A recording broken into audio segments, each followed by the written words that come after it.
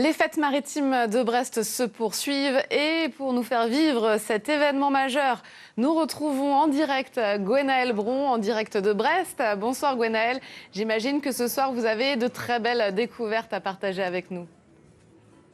Bonsoir Inès, effectivement, les découvertes sont toutes plus riches les unes que les autres. Et alors aujourd'hui, les fêtes maritimes ont un parrain d'exception puisque c'est un aventurier explorateur et il est avec nous. Bonsoir Mike Horn. Voilà, bonsoir.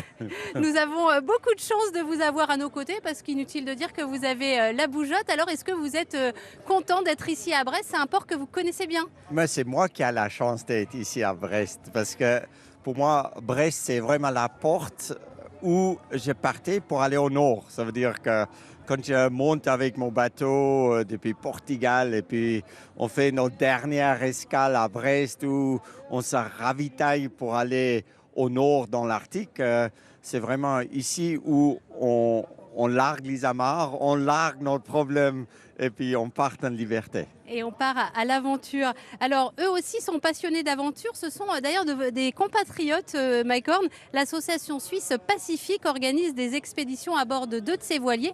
L'un a des fins océanographiques et l'autre, c'est plutôt éducatif. Elle emmène des ados en difficulté pour des séjours de rupture, et ils reviennent souvent changés. Voyez ce reportage de Claire Loé et Christian Paulet. 1, 2, 3. Sous les ordres bienveillants du chef de quart, Mathieu exécute les manœuvres. Lui qui n'avait jamais navigué est devenu mousse il y a 1 mois et demi. Même chose pour Alia, 15 ans, elle aussi. Un séjour de rupture qui au départ ne les a pas vraiment emballés. Je viens pas parce que j'avais envie de venir sur un bateau. Moi, c'est le juge des mineurs qui m'a mis ici parce que je fais certaines bêtises en Suisse. Ça m'a coupé de certaines fréquentations un petit moment. Tout ce mode de vie. Encadrés par des éducateurs, les adolescents ont découvert le mal de mer, les quarts de nuit et les tours de vaisselle. C'est challengeant, mais en même temps, c'est cool aussi. Parce que c'est pas comme si ils sont habitués en foyer, ou enfin, ça dépend d'où ils viennent, ils sont habitués de voir des gens discuter avec des professionnels, ils savent quoi dire. Ils savent quoi nous répondre, ce qu'on a envie d'entendre. Alors que là, quand on est 24 heures sur 24 ensemble, ils peuvent pas vraiment préparer des choses à dire. On devient vraiment un peu... On devient nous-mêmes, quoi. Mais nous aussi, hein. C'est parti. T'apprends à être avec des gens que t'as pas forcément choisi d'être. Du coup, t'apprends à vivre avec eux. Et aussi, t'apprends à être patient un peu. Puis t'apprends plein de choses. Par exemple, par exemple, si quelqu'un t'insulte, tu dois pas répondre. T'apprends plein de choses. C'est un peu des choses de débutants, mais c'est pas toujours facile. Durant la traversée, il y a des hauts et des bas. Les jeunes matelots doivent penser collectif pour faire avancer le voilier. En unissant leurs forces et leurs fragilités, ils reprennent confiance en eux. On leur donne des tâches déjà qu'ils connaissent pas, c'est pas rien. Et quand ils arrivent à faire quelque chose, en fait, ils sont super contents. Et ça, c'est chouette. Ouais. Vas-y, lève. C'est un milieu très confiné où il faut faire beaucoup de compromis. Et je pense que c'est une très très bonne école. Cette aventure humaine est d'abord une aventure tout court. Pendant la traversée aux Açores, on a vu tous les jours des dauphins.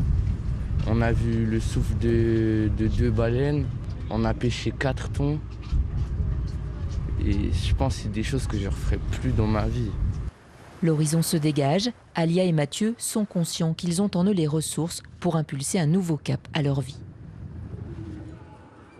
Alors Mike, on l'a vu dans ce reportage, la mer c'est avant tout une aventure humaine. Vous revenez vous-même il n'y a pas très longtemps d'une nouvelle expédition au Groenland avec votre fille. Est-ce que chaque expérience est une nouvelle aventure? Pour moi, chaque fois quand on quitte notre zone de confort, on part dans l'inconnu. Et quand on part dans l'inconnu, on va vivre des choses qu'on n'a jamais vécues auparavant. Et c'est pour ça, pour moi, quand on a un rêve, si tu as envie de partir, il ne faut pas toujours vouloir avoir toutes les réponses avant de partir. Il faut partir pour trouver les réponses le long de la route. Et c'est pour ça que l'aventure restera une aventure si tu oses quitter la maison. Je vous lisais, vous dites que vous n'avez pas peur de mourir, mais peur de ne pas vivre. Est-ce que cette peur vous habite toujours encore, Mike Horn? Oui, tu vois, quand tu as peur de perdre, tu ne vis pas à fond parce que tu as peur de perdre ce que tu as autour de toi. Mais quand l'envie de gagner devient plus fort que la peur de perdre. Et cette envie de gagner, c'est gagner une expérience, gagner en voyant des autres choses.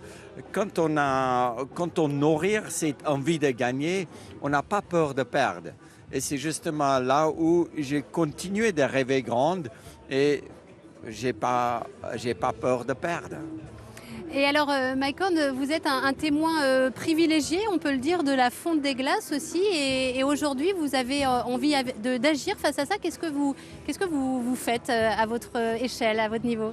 Oui, à mon petit niveau, j'ai commencé une start-up en hydrogène pour vraiment changer la mobilité des êtres humains en fait en Europe. Et puis avec la CEA, on a développé un pile à combustible en hydrogène qu'on va commencer de produire dans 6 mois.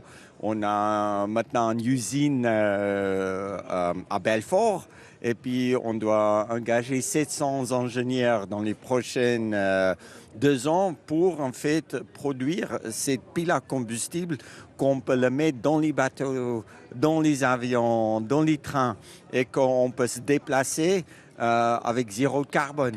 Et ça, c'est un projet qui a commencé il y a 2 ans. Et maintenant, après 2 ans de recherche, on arrive vers un produit qui est utilisable, en fait, comme un moteur combustible dans la voiture aujourd'hui. C'est ça aujourd'hui votre nouveau rêve, Mike Horn, c'est que la planète aille un peu mieux? Oui, quand on voit, après 30 ans d'exploration, comment notre planète change, c'est justement là où tu as envie de faire quelque chose. Parce qu'en 5 ans, j'étais seulement 32 jours à la maison, en 5 ans.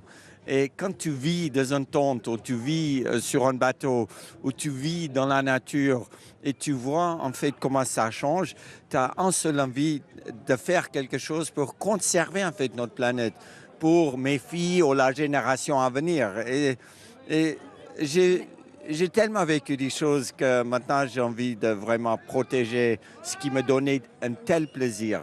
Merci beaucoup Mike Horn d'avoir accepté notre invitation.